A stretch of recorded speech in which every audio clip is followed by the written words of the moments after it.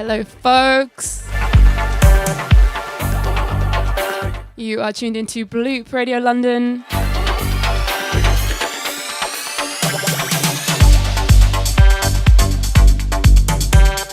This is the Urban Soundscapes radio show with me, your host Redfreya, and I'm here with a very special guest today, EMJIE Music, straight from Belgium.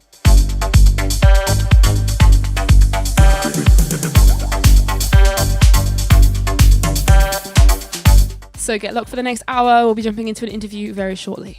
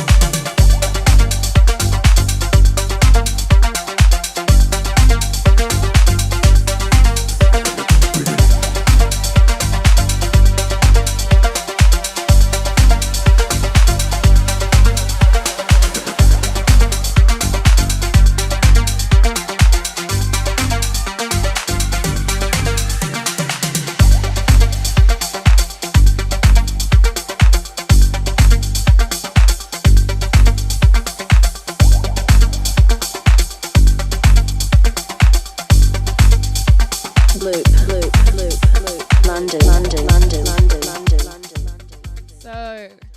hello.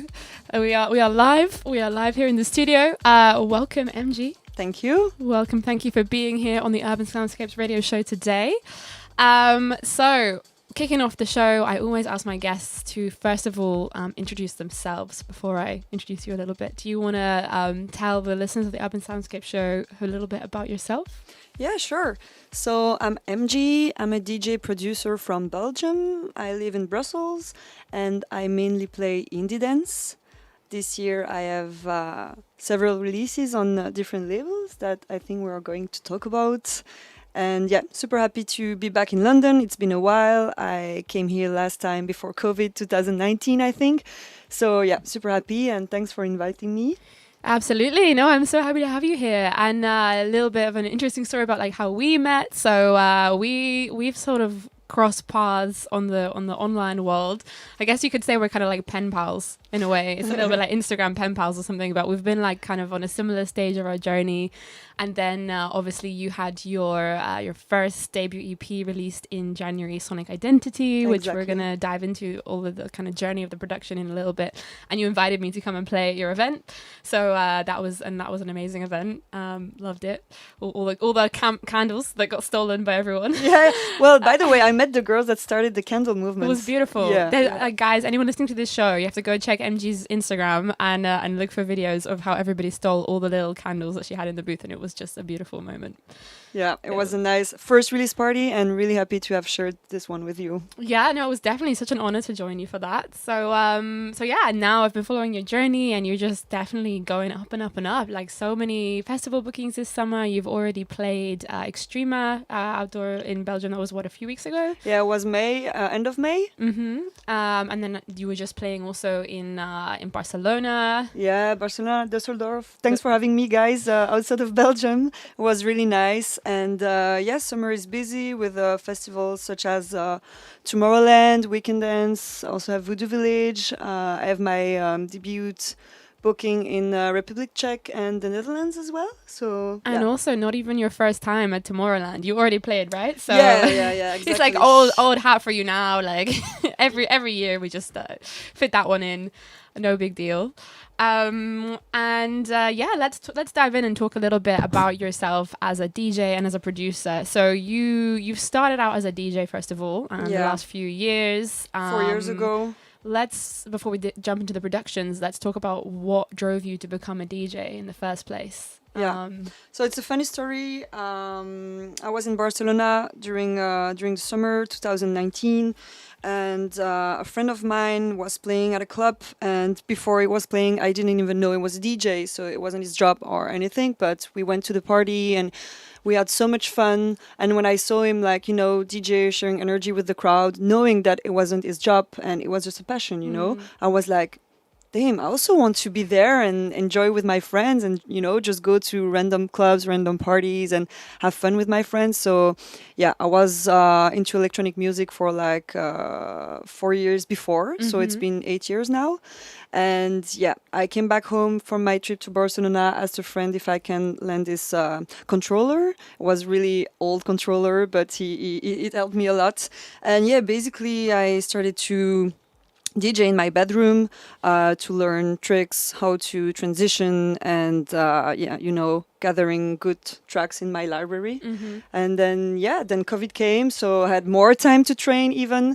And after the lockdown, I started to have gigs in Brussels and around. And then I signed in an agency in Antwerp a year and a half ago. Thanks, Curious, if you're hearing this show. Thanks for working with me, guys. And this is what it is now, and I'm super thankful for the journey and also the beautiful artists and people I meet along the way. Yeah, and now you've also played alongside some really inspiring and pretty much like leading the field sort of artists. You've played alongside Dixon, Jimmy Jules, Black Coffee, lots of other people like this. So yeah, definitely. Any shows that you've played so far that really stick out in your mind, of like special ones so far? Yeah, like a couple of months ago, I was at Fuse, which is like one of the best clubs in Belgium for me, in my opinion. The clubs that we all know when you were younger and you you want to listen to techno in Brussels.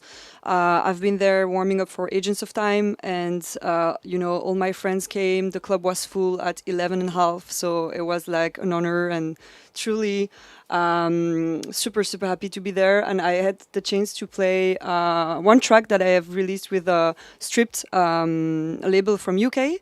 I played it during the show at Fuse for the first time, and it was the only track that went banging during the show, so I was really happy. Yeah, and I remember when I was also with you in January, you had the what's it called, the Hauer open air party as well with Jonathan Kasper, and you played some of your own tracks on this one as well in the airport in Dusseldorf. And I remember even just being by the side of the booth and seeing you play these tracks and like the crowd reception. It was really, really cool. So let's talk a little bit about production then. So you started DJing, you're playing the music, you're really enjoying this, and then you've sort of started learning Ableton. This is the DAW you're using.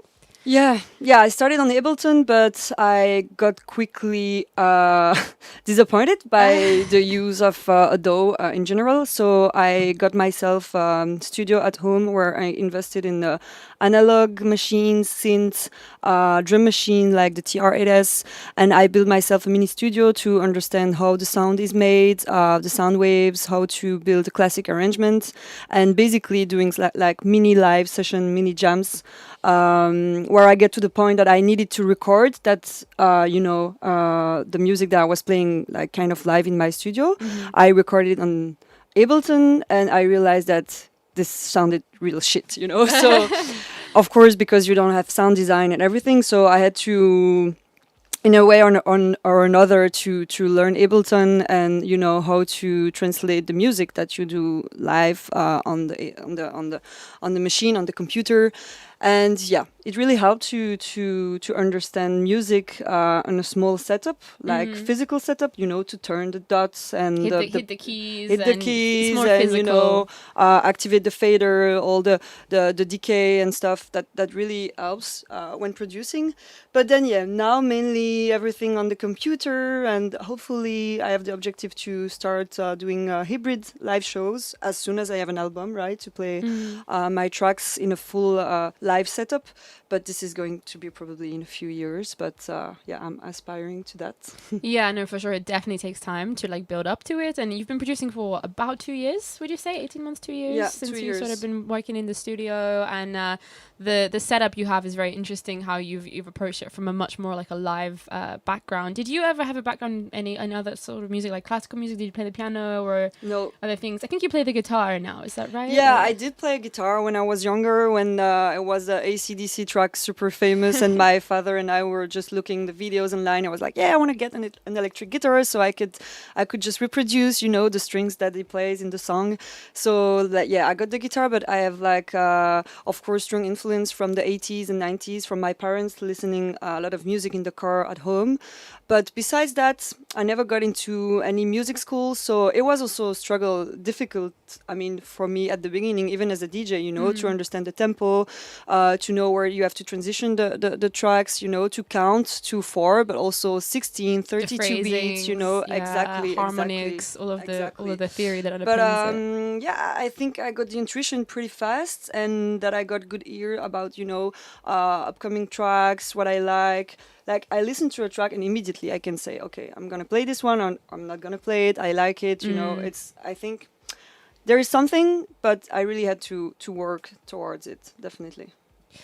And also like the building the playlist is such a huge part of your life as a DJ. Like, it can appear kind of glamorous on social media, like, fly around the world, whatever, but a big part of the job is also being kind of a librarian, or like it's like being very organized. Also to discover new tracks, because everyone is playing like different tracks, but also a lot of people wants to play the bangers to please the crowd, and but I'm really a DJ that wants to, make discovery and make people discover new tracks. And for me, it's important that the digging part is really important. Like, when I Shazam and I see there's only 10 Shazam, and I'm like, okay, this is my track. I'm going to play it. This is a golden track, yeah. Exactly. Or playing something from 10 years ago as well. And it's like, This was a great track then, and I found it and I play it to you again now. And we can definitely hear that a lot in your productions as well, the influence of the 80s and a kind of punk rock vibe. Yeah, like, you love that acid bass, acid the strings. And your music, it's very energizing, and I really saw that when you played in Belgium in the release party as well. Like, it's kind of music that is impossible to like sit still. There's a lot of groove to it. It really gets the crowd up and on their feet and dancing. And I really like that you have that distinctive sound quite early in your career already. Like, it's quite early in your journey to already kind of have that knowledge of who you are.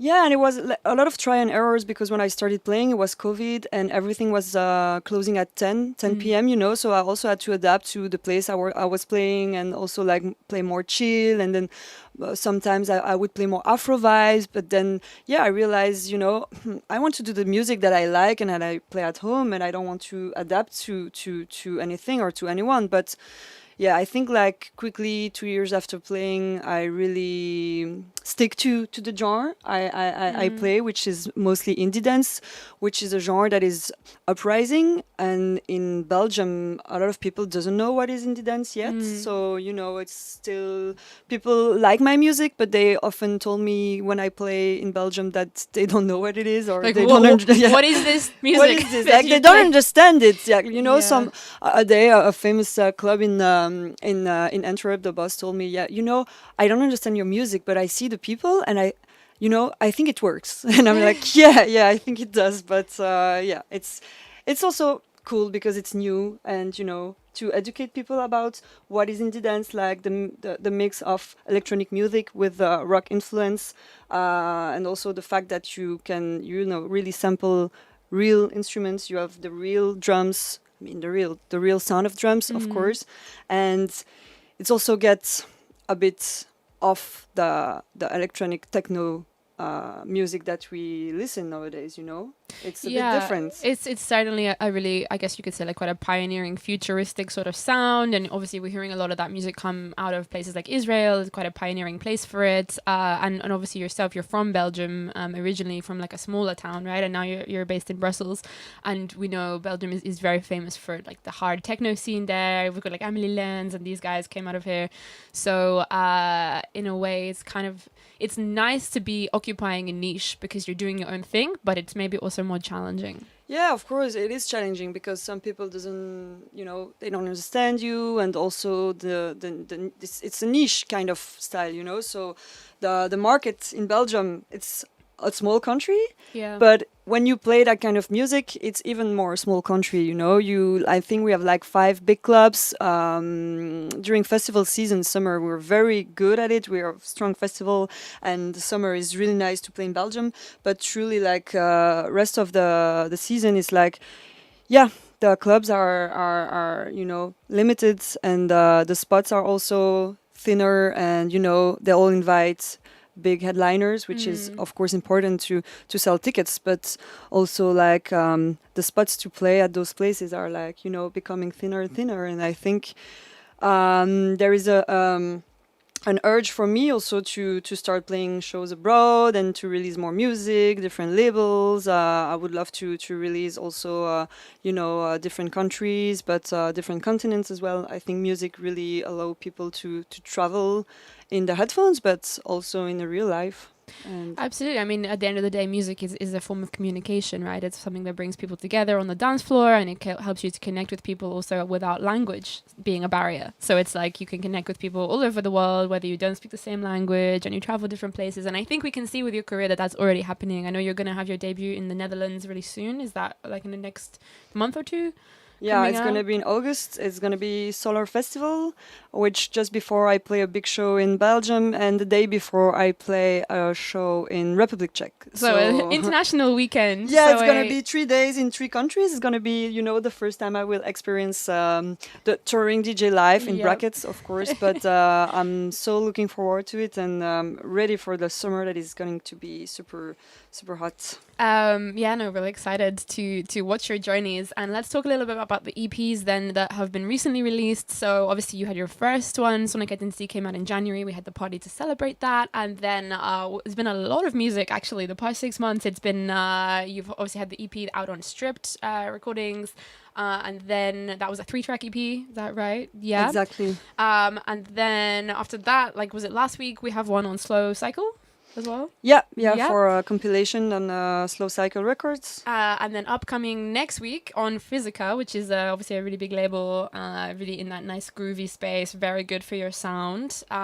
So it was like, which track? So we started the show with a track from you. Can you Yeah, talk we about started it the a show little bit? with "Bring Me There," which is like more the track that is immersing you in my universe of indie dance, and I'm gonna finish the show with "Who's Talking," which is to me the more powerful track in the EP. It has a bit more energy and very aggressive kind of electric melodies, I would say, in it.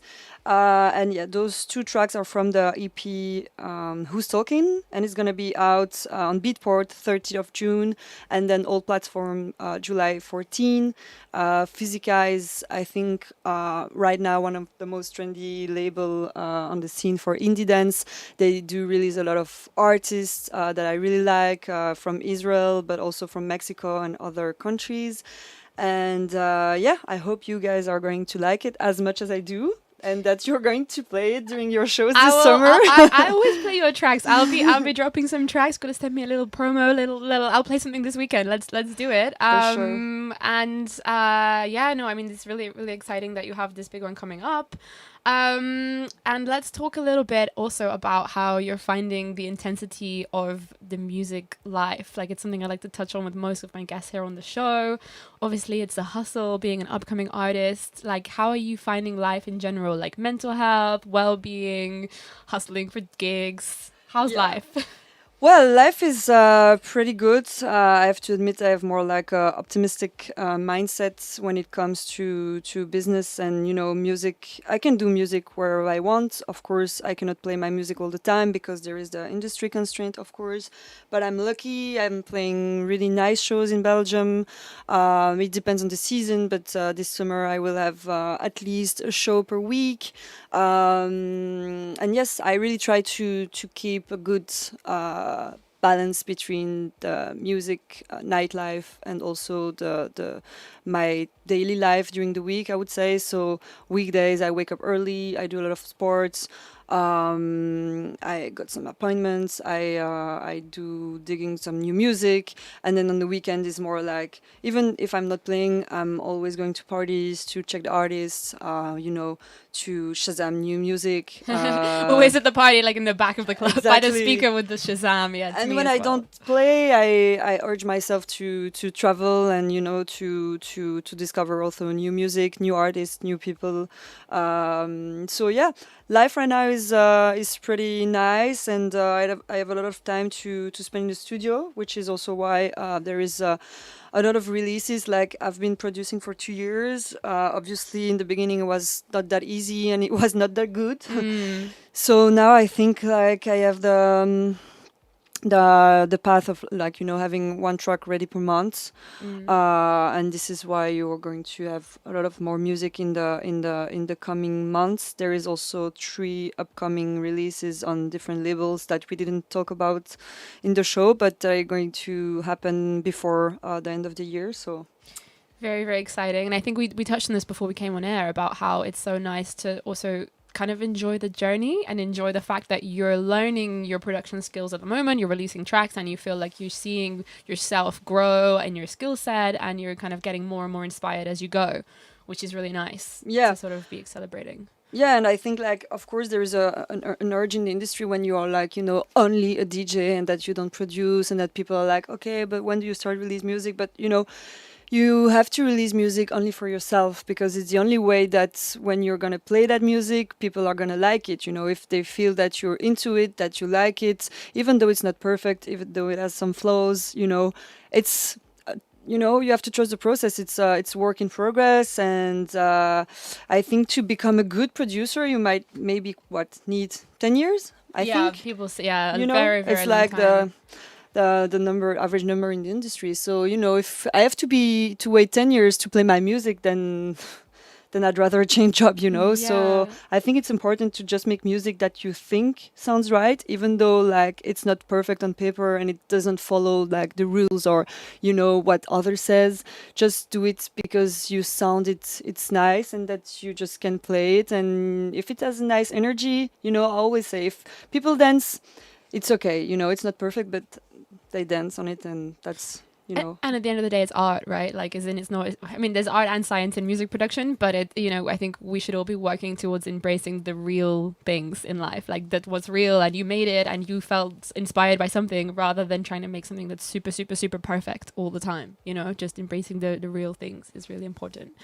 All right. Well, I'm super keen to jump into some music. Just a last quick question: have you got a favorite BPM of track to play? Speed? Yeah, it's 123. 123. Yeah, favorite. exactly. You know, it's the same for me actually. I always play music at 123. I also BPM. produce 123. It's a beautiful speed. It's like the right energy level. Exactly. Not too fast. I not really too like slow. it. Exactly. Well, thank you so much for joining us here. Just quickly drop your Instagram handle and SoundCloud so people can find you. Do you want to just let them know? Yeah, you can find me on socials with mg.music, EMJIE. And SoundCloud, Facebook. I'm mostly active on Instagram, and you're gonna have fresh music, fresh sets, and hopefully good sound for you guys. Thanks for having me. Yeah, no, thanks so much for being here. And as usual, any regular followers of the show, you will find the track list published on my Instagram tomorrow. It's at Redfreya DJ, and you'll be able to find MG's profile on here as well. So thanks so much for joining us, and stay locked for her live mix.